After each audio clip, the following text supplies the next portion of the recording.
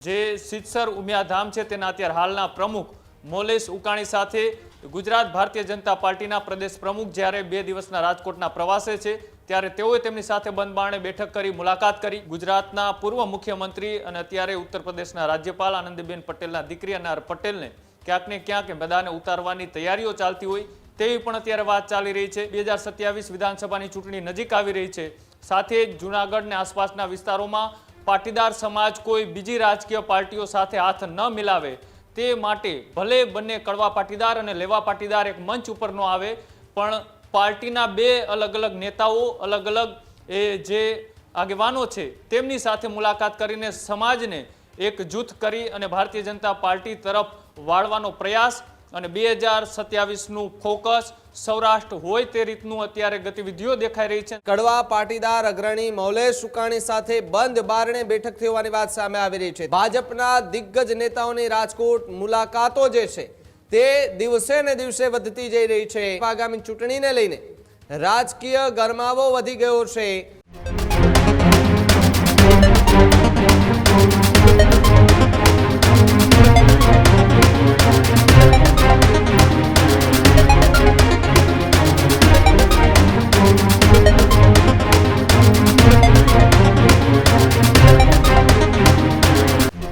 ભારતીય જનતા પાર્ટીના પ્રદેશ અધ્યક્ષ જગદીશ વિશ્વકર્મા રાજકોટની મુલાકાતે હતા।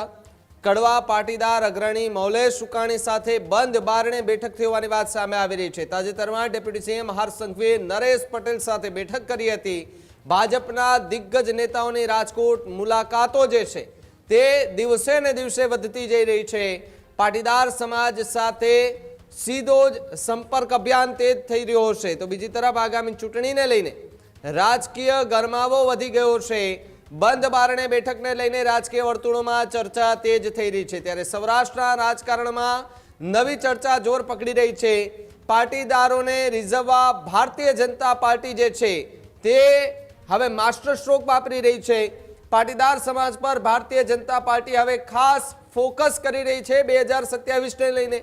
ગુજરાતમાં 2027ની ચૂંટણીની તૈયારીઓ શરૂ થઈ ગઈ છે કે શું ભાજપે સૌરાષ્ટ્રમાં એક બાદ એક બેઠકો જે છે તેનો દોર હવે શરૂ કરી દીધો છે। ત્યારે હર્ષ સંઘવી બાદ જગદીશ વિશ્વકર્મા કે જેઓ પણ રાજકોટની અંદર બેઠકો કરી રહ્યા છે પાટીદાર સમાજના અગ્રણીઓ સાથે, ખોડલધામના પ્રમુખ બાદ ઉમિયાધામ સિદ્ધસરના પ્રમુખ સાથે પણ હવે બેઠક જોવા મળી રહી છે।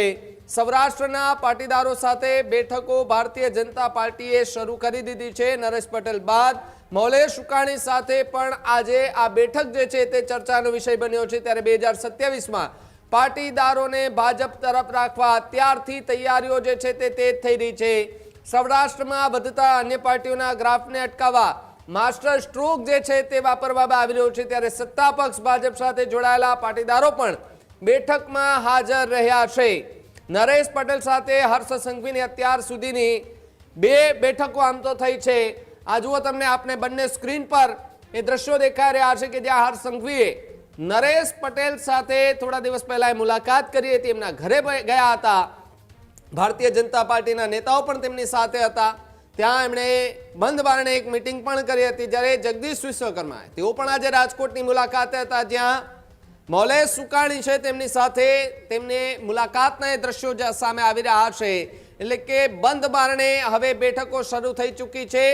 નેતાજીના ચશ્માથી જોઈએ તો હવે 2027ની ચૂંટણી નજીક જોવા મળી રહી છે, કારણ કે હવે બેઠક પોલિટિક્સ જે છે તે વધુ જોર પકડતું જોવા મળી રહ્યું છે। અને શરૂઆત સૌરાષ્ટ્રથી થઈ રહી છે, રાજકોટથી થઈ રહી છે। એક બાદ એક બેઠકો, એક બાદ એક મિટિંગો બંધ બારણે ચાલી રહી છે, પણ રાજકોટની અંદર આગામી સમયમાં 27ની ચૂંટણીને લઈને આ બેઠકોને લઈને ચર્ચાઓ તેજ થઈ રહી છે। કૃણાલ ન્યૂઝરૂમથી જોડાયા છે।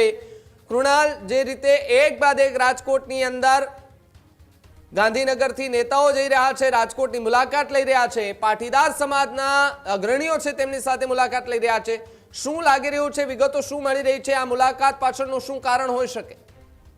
બિલકુલ, એ સૌરાષ્ટ્રનું આમ તો પાટનગર કહેવાય, કેન્દ્રબિંદુ કહેવાય, અને ત્યાં રાજકોટની અંદર એક બાદ એક ભારતીય જનતા પાર્ટીના નેતાઓના પ્રવાસ હમણાં થોડા સમયથી વધતા જોવા મળી રહ્યા છે। થોડા સમય પહેલા એ રાજ્યના નાયબ મુખ્યમંત્રી હર્ષ સંઘવી પણ રાજકોટની મુલાકાતે હતા, ત્યારે ખોડલધામના ચેરમેન નરેશ પટેલ સાથે તેઓએ મુલાકાત કરી હતી. એ મુલાકાત બાદ એ મુલાકાતે માત્ર સામાન્ય અને ઔપચારિકતા પૂરતી હતી તેવી વાત સામે આવી રહી હતી. પણ જ્યારે કોઈ રાજનેતાએ કોઈ સમાજના દિગ્ગજ વ્યક્તિ સાથે વાતચીત કરે અથવા તો બંધ બારણે બેઠક કરે ત્યારે એ વાતચીત સામાન્ય નથી હોતી. તેની પાછળ એ લાંબુ પ્લાનિંગ હોય છે. 2027 વિધાનસભાની ચૂંટણી નજીક આવી રહી છે. સાથે જ નરેશ પટેલે ચૂંટણી લડતા નથી, કેટલાયને ચૂંટણી લડાવે છે તેવી પણ ચર્ચાઓ ચાલે છે.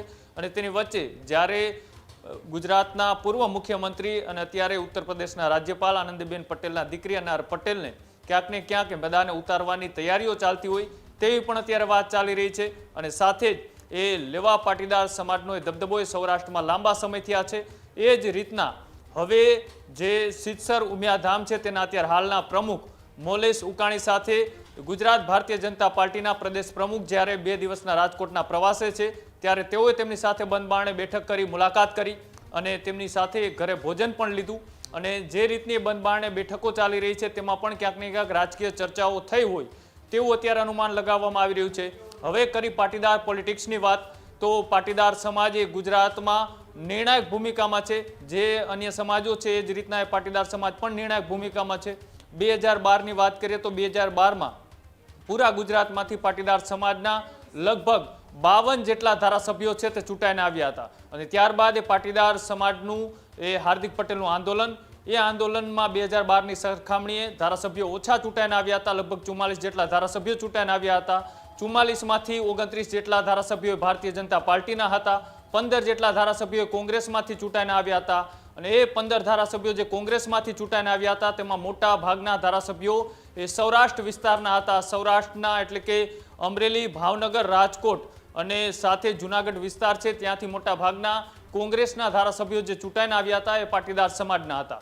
ધીમે ધીમે ડેમેજ કંટ્રોલ કરવાની શરૂઆત ભારતીય જનતા પાર્ટીએ કરી. સમય આવ્યો 2022 વિધાનસભા ચૂંટણીનો ત્યારે લગભગ આખા ગુજરાતમાંથી 40થી 50 જેટલા ધારાસભ્યો એ પાટીદાર સમાજના ચૂંટાઈને આવ્યા. સૌરાષ્ટ્ર અને કચ્છમાંથી એ 20 જેટલા ધારાસભ્યો છે તે પાટીદાર સમાજના ચૂંટાઈને આવ્યા. અને હવે જે રીતની 2027 વિધાનસભાની ચૂંટણી નજીક આવી રહી છે સાથે જૂનાગઢ અને આસપાસના વિસ્તારોમાં પાટીદાર સમાજ કોઈ બીજી રાજકીય પાર્ટીઓ સાથે હાથ ન મિલાવે તે માટે ભલે બંને કડવા પાટીદાર અને લેવા પાટીદાર એક મંચ ઉપર ન આવે પણ પાર્ટીના બે અલગ અલગ નેતાઓ, અલગ અલગ એ જે આગેવાનો છે તેમની સાથે મુલાકાત કરીને સમાજને એક જૂથ કરી અને ભારતીય જનતા પાર્ટી તરફ વાળવાનો પ્રયાસ અને 2027નું ફોકસ સૌરાષ્ટ્ર હોય તે રીતનું અત્યારે ગતિવિધિઓ દેખાઈ રહી છે. અને તેના જ કારણે હર્ષ સંઘવીની મુલાકાત નરેશ પટેલ સાથે તો સામે જગદીશ વિશ્વકર્માની મુલાકાત મોલેશ ઉકાણી સાથે એક લેવા પાટીદાર ચહેરો, બીજો કડવા પાટીદાર ચહેરો, બંને પાટીદાર સમાજને એક સાથે પક્ષ સાથે જોડી રાખવા માટે સમાજના જ નેતાઓ છે, સમાજના જે આગેવાનો છે તેમને પણ સાથે રાખી અને 2027માં જે રીતનું અત્યારથી પ્લાનિંગ ઘડાઈ રહ્યું હોય તેવા પણ એંધાણો દેખાઈ રહ્યા છે.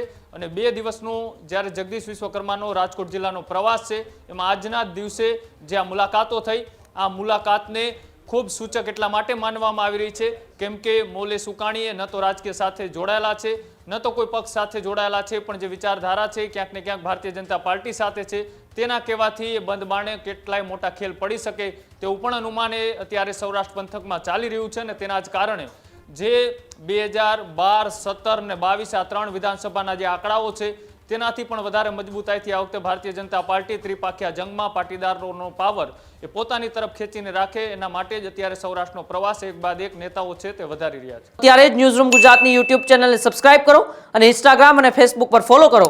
અપડેટ રહો, સત્યની સાથે રહો.